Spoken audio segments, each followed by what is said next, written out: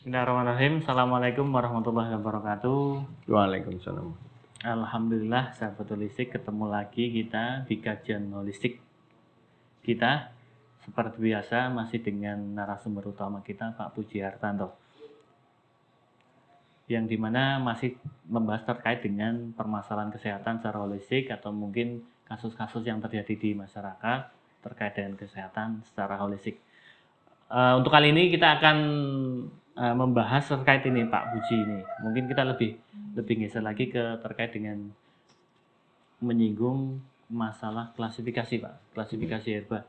Di sini kan mungkin ada bermacam-macam klasifikasi herba.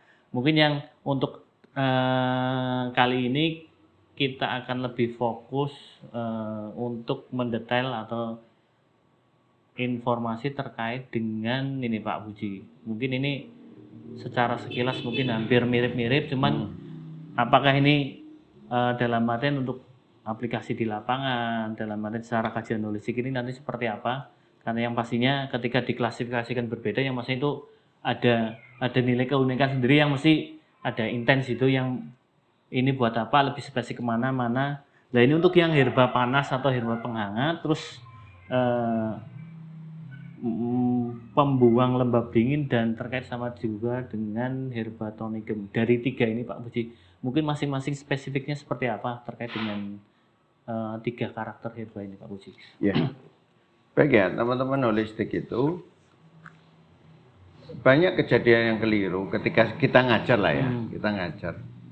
Ketika ada orang kedinginan, dia langsung, Pak bisa nggak pakai jahe?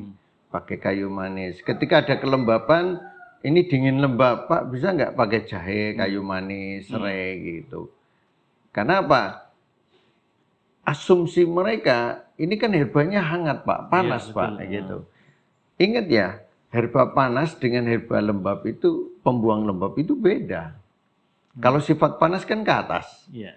Membawa sesuatu turun naik ke atas.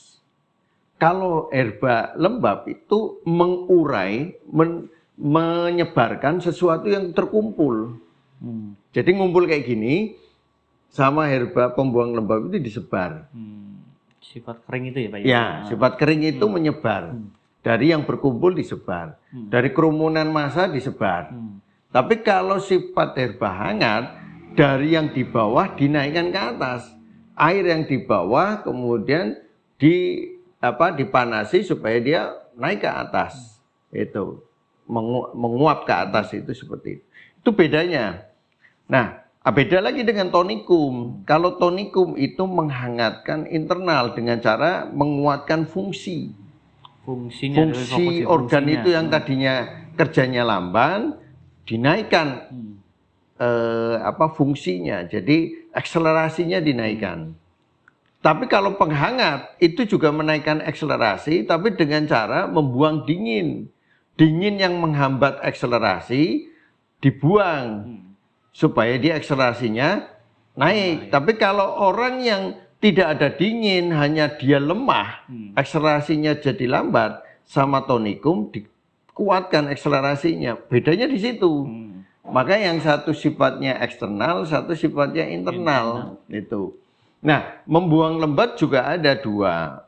Lembab yang di eksternal atau lembab yang di internal. Dasar tubuhnya ekses atau dasar tubuhnya defisien.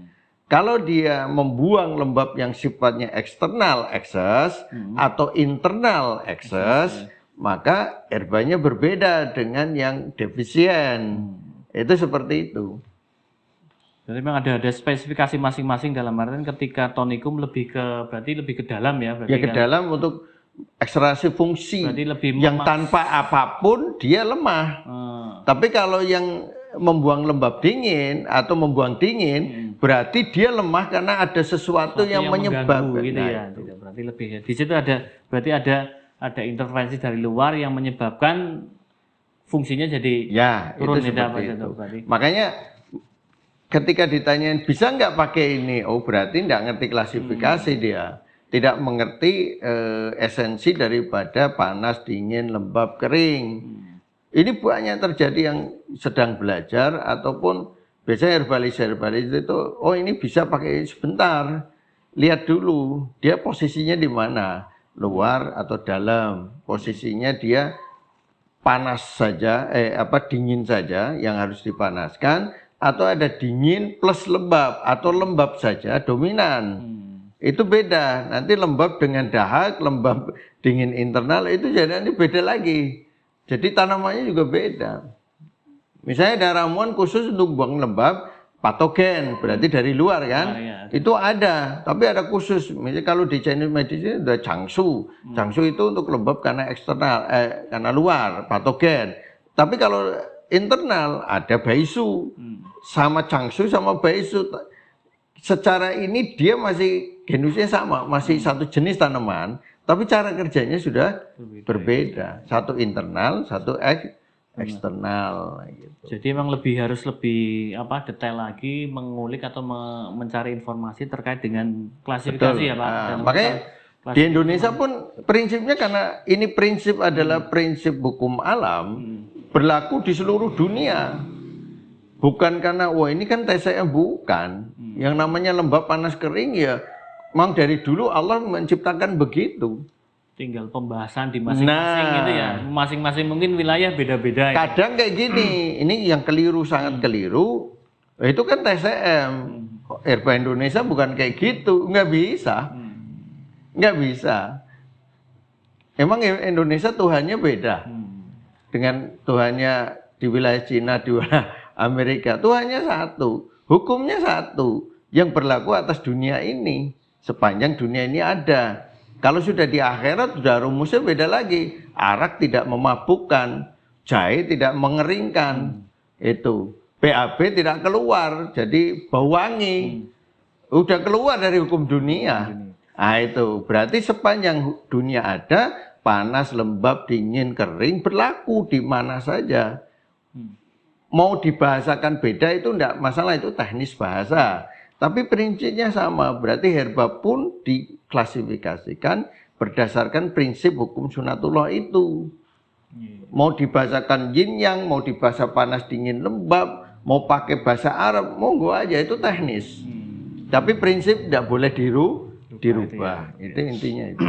Jadi tetap ya masing-masing dalam artian lebih paham ya terkait dengan makna dari suatu pembahasan yang itu pastinya kita akan lebih tajam lagi dalam arti mendeskripsikan suatu kata atau suatu apa yang memang sebenarnya berbeda-beda kata tapi sebenarnya maknanya sama atau mungkin mirip-mirip. Contoh lagi ya, misalnya kita mencampur herba yang sifatnya dingin, ya, pahit, dengan sifatnya hangat, mesti yang kerja dulu yang hangat.